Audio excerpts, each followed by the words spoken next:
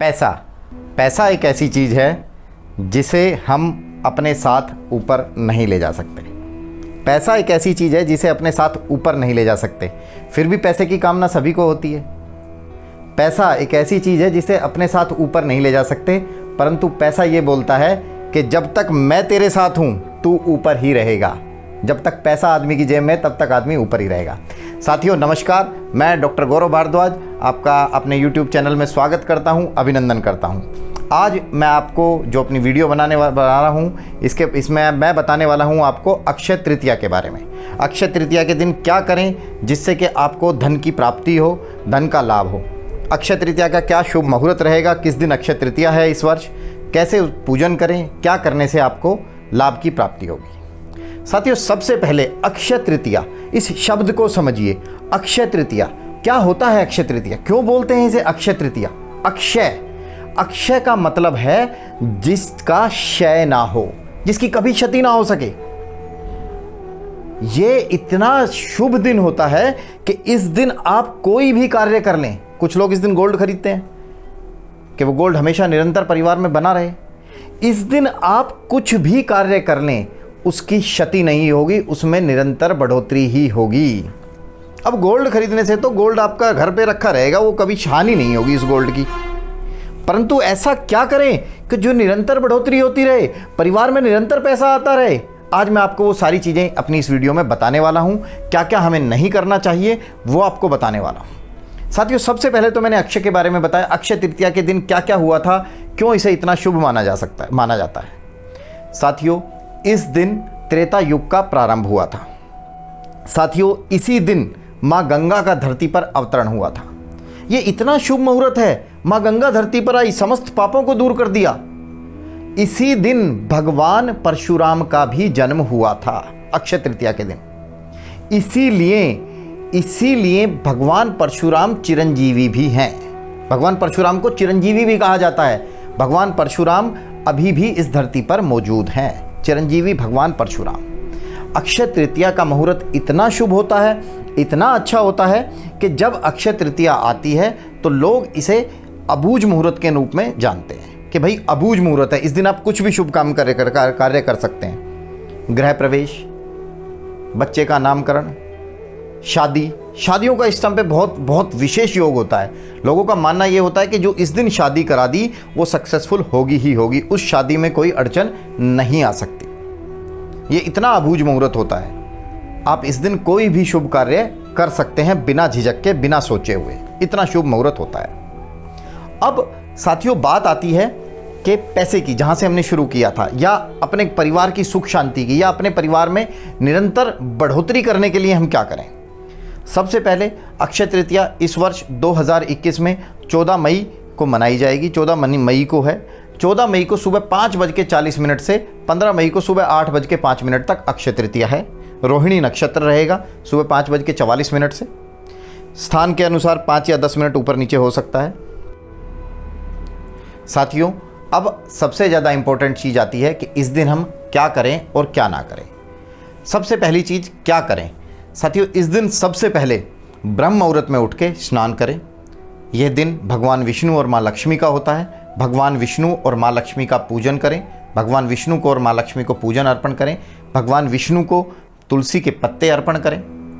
घर में इस दिन जो विशेष चीज़ हम अपने घर में स्थापित कर सकते हैं, जो हमारी संतान प्राप्ति, हमारे घर से नेगेटिव माहौल को हटाएगी, जो हमारे शत्रुओं का स्तंभन करेगी, जो हमें धन की प्राप्ति कराएगी, व्यापार में सुख समृद्धि देगी, परिवार में सुख समृद्धि देगी, उसके लिए हम क्या करें। तो हमें साथियों इस दिन अपने घर में एक विशेष योग्य ब्राह्मण पंडित द्वारा श्री यंत्र की स्थापना करनी है। कैसे कैसे करनी है उसकी आगे मैं डिटेल्स भी बताऊंगा आगे अगली सीरीज़ में। पहले उस श्री यंत्र की स्थापना करनी है। उस श्री यंत्र के साथ पूजन करके दक्षिणावर्ती शंख की स्थापना करें। उसके साथ लक्ष्मी कोड़ी रखें। लक्ष्मी कोड़ी के साथ गोमती चक्र रखें। कुछ कमल गट्टे ले लें, जायफल ले लें और हल्दी की गांठें ले लें। इन सारी चीज़ों से आप श्री यंत्र का पूजन करें।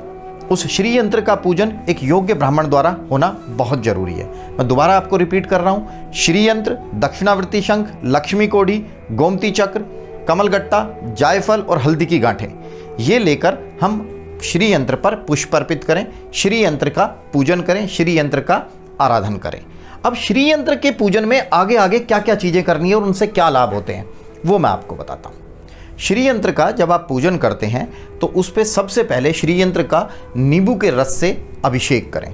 जब आप नींबू के रस से श्री यंत्र का अभिषेक करेंगे तो उस पर आदमी को जो मृत्यु भय होता है अगर किसी के अंदर, तो वो मृत्यु भय पूर्णतः दूर हो जाता है, वो मृत्यु भय नहीं रहता है। अगर किसी व्यक्ति, इसके बाद जो अगला पूजन हमें करना है वो हल्दी से करना है। अगर जब हम हल्दी से श्री यंत्र का पूजन करते हैं, तो हल्दी अर्पण करते हैं, हल्दी युक्त जल चढ़ाते हैं श्री यंत्र पे, तो वो स्वास्थ्य लाभ की प्राप्ति कराता है, स्वास्थ्य में लाभ होता है, व्यक्ति का जो पर्सनल स्वास्थ्य है या परिवार में जो कोई बीमारी होती है उसका नाश होता है। इसके बाद सेकंड होता है कुमकुम से अभिषेक। जब हम श्री यंत्र पे कुमकुम से अभिषेक करेंगे तो वो आपको वेल्थ देगा, आपको प्रॉपर्टी देगा, आपको धन धान्य से परिपूर्ण करेगा। जब धन धान्य से परिपूर्ण करेगा तो हमारी लगभग सारी चीज़ें, सारी कामनाएं पूर्ण हो जाती हैं। इसके अलावा जब हम कुमकुम अर्पण करते हैं तो जो माताएं बहनें अमर सुहाग की कामना कर रही हैं, जिन्हें अमर सुहाग चाहिए, वो कुमकुम से श्री यंत्र का पूजन करें, श्री यंत्र पर कुमकुम युक्त जल चढ़ाएं, जिससे कि आपको अमर सुहाग की प्राप्ति हो और आपके स्पाउस की लाइफ लंबी हो। इसके बाद श्री यंत्र का पूजन करना है शहद से। जब आप शहद से श्री यंत्र का पूजन करेंगे तो घर से समस्त पाप, दोष, दुख सब दूर हो जाएंगे।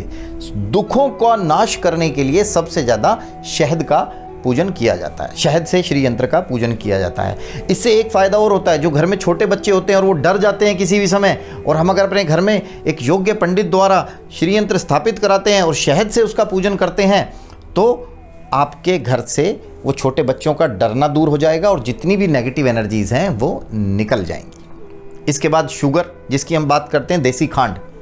देसी खांड से जब हम श्री यंत्र का पूजन करते हैं तो वो शत्रु स्तंभन में विशेष काम करता है और शत्रु स्तंभन में अत्यधिक फायदेमंद है।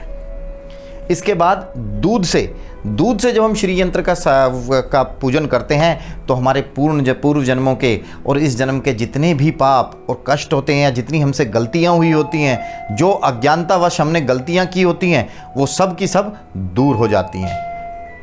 फूल, इसके बाद हमें फ्लावर अर्पण करने हैं, फूल अर्पण करने हैं, जो घर में सुख शांति को बढ़ाते हैं, शांति आती है। अगर आप इन सभी चीज़ों से श्री यंत्र का पूजन करके स्थापित करेंगे अपने घर में एक योग्य ब्राह्मण द्वारा, तो आपके घर में गरीबी नहीं आएगी, कोई दोष नहीं आएगा, पॉजिटिविटी का माहौल रहेगा। श्री यंत्र को डिटेल में किस धातु का होना चाहिए, क्या होना चाहिए, मैं अगली सीरीज़ में बताऊंगा। श्री यंत्र का कैसे करना है। अगर आपने मेरा चैनल अभी तक सब्सक्राइब नहीं किया है तो आप सब्सक्राइब कीजिए, जिससे कि आपको श्री यंत्र की ये सारी डिटेल्स मिल सके। जय ज्योतिष, जय विष्णु भगवान।